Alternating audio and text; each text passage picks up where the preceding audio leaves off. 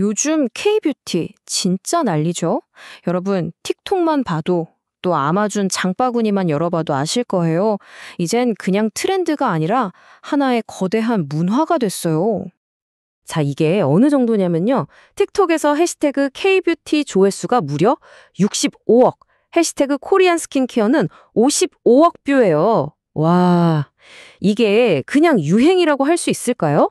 아니죠. 이건 진짜 하나의 거대한 문화 현상이 된 거예요. 그런데 말이죠. 이렇게 잘 나가던 K뷰티에 갑자기 브레이크가 걸립니다. 바로 3분기부터요.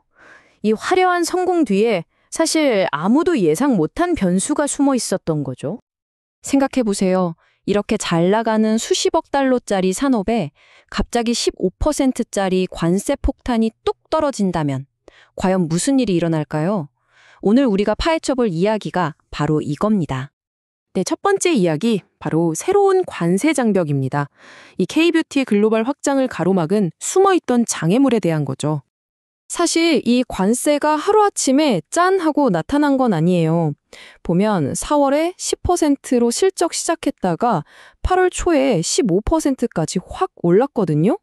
그러니까 기업들이 이 충격을 제대로 느끼기 시작한 건 바로 3분기부터였던 겁니다. 자, 여기서 질문이 하나 생기죠. 그럼 모든 K뷰티 회사가 똑같이 타격을 입었을까? 정답은 아니요, 입니다.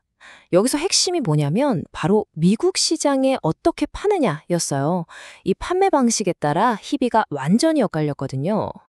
이걸 쉽게 이해하시도록 제가 비유를 하나 들어볼게요. 고정된 레스토랑이냐 아니면 이동식 푸드트럭이냐의 차이예요. 아모레퍼시픽이나 APL 같은 큰 회사들은 아예 미국에 지사를 딱 차리는 레스토랑 방식을 쓰고요. 코스알엑스나 클리오 같은 브랜드들은 아마존 같은 온라인 마켓에 입점해서 직접 파는, 그러니까 푸드트럭 모델을 선택한 거죠. 자, 여기서 진짜 중요한 개념이 하나 나와요. 바로 관세 기준 금액이라는 건데요. 이게 뭐냐면 15% 세금을 매기는 기준이 되는 가격이에요. 아주 간단하죠? 이 기준 금액이 낮으면 당연히 세금도 적게 내는 겁니다. 이게 바로 게임의 룰이었어요. 바로 이 지점에서 레스토랑과 푸드트럭의 운명이 갈립니다. 왜냐? 관세 기준 금액이 하늘과 땅 차이거든요.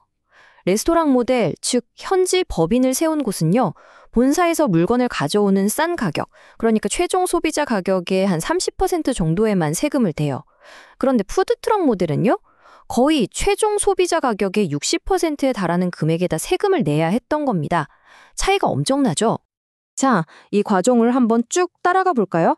제품이 한국 공장에서 만들어져서 미국 소비자 손에 들어가기까지 가격이 어떻게 붙는지 보여주는 건데요. 공장 가격이 30이라고 치면 여기에 운송비, 관세, 중간 마진 같은 게 덕지덕지 붙어서 최종적으로 100이라는 가격이 되는 구조인 거죠. 자, 이론적인 설명은 이쯤 하고요. 그래서 진짜로 이 전략의 차이가 회사들 성적표에 어떻게 나타났을까요? 이제부터 진짜 승자와 패자가 누군지 그 결과를 한번 까보겠습니다. 여러분, 이 숫자 하나만 딱 기억하세요. 8.2%. 이게 뭘 의미하냐면요. 이번 미국 관세 때문에 K뷰티 주요 기업들의 영업이익이 평균적으로 이만큼 날아갔다는 뜻입니다. 업계 전체가 얼마나 큰 충격을 받았는지 보여주는 아주 상징적인 숫자죠. 이걸 회사별로 뜯어보면요, 충격이 훨씬 더 와닿습니다. 에이블 CNC 같은 경우는 영업이익의 무려 17.7%가, 클리오는 11.5%가 그냥 허공으로 사라진 거예요. 결국 결론은 간단해요.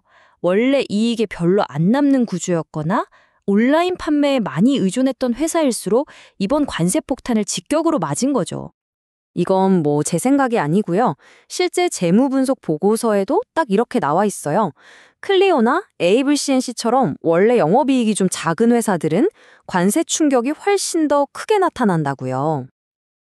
심지어는요, 이 업계의 공룡이라고 할 수 있는 대기업들도 예외는 아니었어요. LG생활건강 같은 경우 되게 재밌는 게 인수한 브랜드 중에 일부 제품을 중국에서 만들었거든요.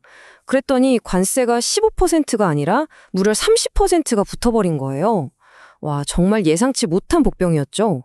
제품을 어디서 만드느냐, 이런 디테일 하나하나가 얼마나 중요한지 제대로 보여주는 대목입니다. 결국 이 모든 이야기를 종합해 보면 딱 한 가지 결론에 도달하게 됩니다. K-뷰티의 성공, 그 진짜 비밀은 단순히 제품이 좋고 인기가 많아서가 아니었다는 거. 그 화려한 겉모습 뒤에 숨겨진 비즈니스 모델, 바로 이 전략이 진짜 승자와 패자를 가른 겁니다. 그래서 이번 관세 사태가 우리에게 주는 교훈 한번 정리해 볼까요? 첫째, SNS에서 아무리 빵 터져도 그것만으로는 안 된다는 거.